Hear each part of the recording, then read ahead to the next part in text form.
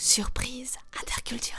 Intercultural surprises. Surpresas interculturais. Intersanskritic Ascharya. Surprise interculturelle. Sorpresas interculturales. Bonjour et bienvenue dans Surprise interculturelle, le podcast qui vous fait voyager et mieux comprendre les cultures du monde.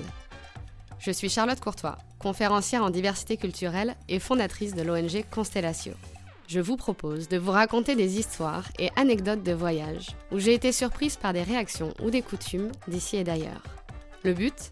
Découvrir ensemble ce qui est à la base de ces surprises pour savoir comment décoder, comment réagir et comment anticiper tout ça. Allez, je vous laisse découvrir l'épisode du jour. Bonne écoute! L'anecdote que je vais vous raconter aujourd'hui se passe en Tunisie, où je me suis vite rendu compte que nous n'avions pas vraiment la même approche de l'incertitude. Bon, c'est pas toujours idéal de choisir un seul pays par épisode, parce que parfois j'ai envie de vous raconter un mélange de plusieurs pays sur le même thème. C'est le cas pour celui-ci. J'ai envie de vous parler d'une expression très connue, très habituelle, très typique dans bon nombre de pays arabes. On joue aux devinettes ? Ok, indice numéro 1, ça doit être probablement le mot arabe le plus connu dans le monde. Indice numéro 2, c'est le titre d'une chanson de MC Solar. Oui, une des grandes références de mon adolescence. En jean, en short ou en djellaba, comme on le dit là-bas, bébé.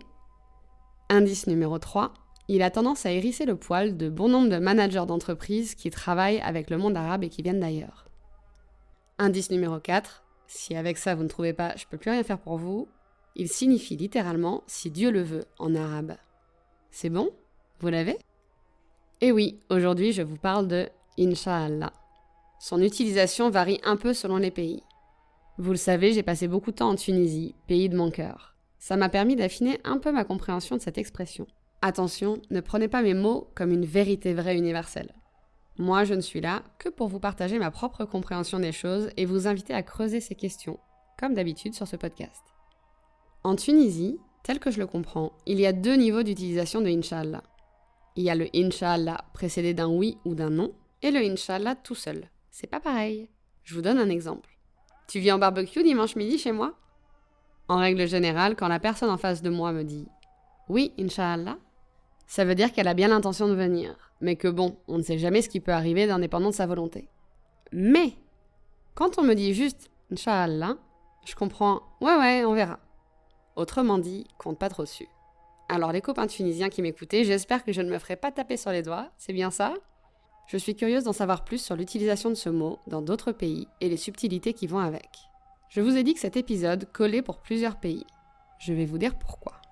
C'est parce que j'avais envie de combiner ma propre expérience de la question et une anecdote qui ne m'appartient pas, puisqu'elle appartient à mon papa. J'en ai parlé dans certains des épisodes du podcast. Mes parents et ma plus jeune sœur, coucou Lilou, ont habité 3 ans au Caire. Mon père travaillait dans le cadre d'une collaboration entre la France et l'Égypte. Et il m'a raconté des échanges entre des salariés français et des salariés égyptiens. Papa, si tu m'entends, j'espère ne pas trop déformer ton histoire. En très résumé, le français donnait rendez-vous à l'égyptien en France, je ne sais plus trop pourquoi, pour une réunion, et l'égyptien de répondre « Oui, Inch'Allah ».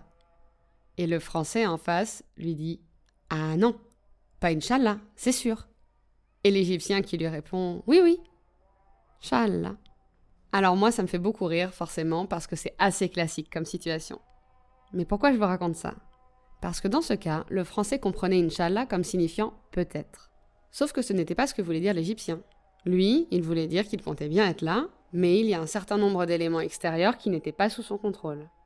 Il aurait pu avoir un accident d'avion, par exemple, ou les frontières auraient pu être fermées, ou tant d'autres choses.